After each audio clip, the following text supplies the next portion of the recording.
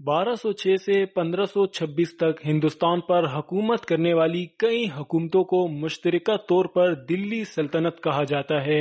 12ویں صدی میں شہاب الدین غوری نے غزنی، ملتان، سندھ، لاہور اور دلی کو فتح کیا اور 1206 میں اس کی شہادت کے بعد اس کا ایک غلام جرنیل قطب الدین ایبک دلی میں تخت نشین ہوا اور اس طرح دلی سلطنت اور خاندان غلامہ کی حکومت کا آغاز ہوا۔ خاندان غلامہ کی حکومت انتہائی تیزی سے پھیلی اور صدی کے وسط تک در خیبر سے لے کر بنگال تک کا علاقہ ان کی سلطنت میں شامل ہو گیا۔ التمش 1210 سے 1535 اور غیاث الدین 1266 سے 1287 تک اس خاندان کے مشہور حکمران تھے۔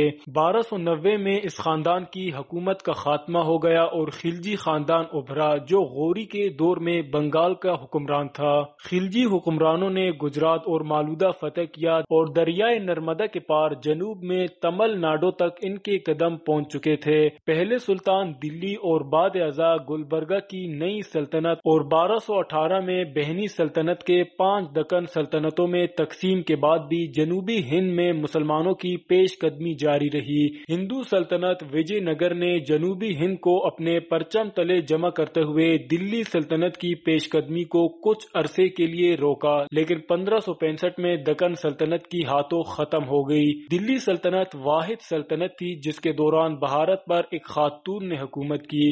خاندان غلامہ کی حکومت کے دوران التمش نے اپنی بیٹی رضیہ سلطانہ کے حق میں وصیت کر دی تھی جس نے 1236 سے 1240 تک تخت ہندوستان سنبھالا۔ حالانکہ اس کا دور حکومت انتہائی مختصر تھا لیکن مورخین اس کو انتہائی قدر کی نگاہ سے دیکھتے ہیں۔ التمش کے کئی بیٹے تھے لیکن وہ کہتا تھا کہ مرد تو صرف رضیہ ہے اور اسی وجہ سے رضیہ کو اپنے بھائیوں کی بغاوت کا سامنا کرنا بھی پڑا اور بالآخر اپنے شوہر سمیت رضیہ سلطانہ اپنے ہی بھائیوں کے ہاتھوں ماری گئی۔ وہ مسلم تاریخ کی پہلی خاتون حکمراں تھی جس کی حکومت مشرق میں دلی سے مغرب تک، پشاور سے شمال اور کشمیر میں جنوب سے ملتان تک قائم تھی۔ 1398 میں تیمور لنگ کے حملے کے باعث سلطنت دلی کو زبردست نقصان پہنچا اور اودھ، بنگال، جونپور، گجرات اور مالودہ کے آزاد حکومتیں قائم ہو گئی۔ لودھیوں کے دوران حکومت میں دلی سلطنت کافی حد تک بحال ہو گئی اور بالآخر 1526 میں ظہیر الدین بابر نے مغلیہ سلطنت کی بنیاد رکھی۔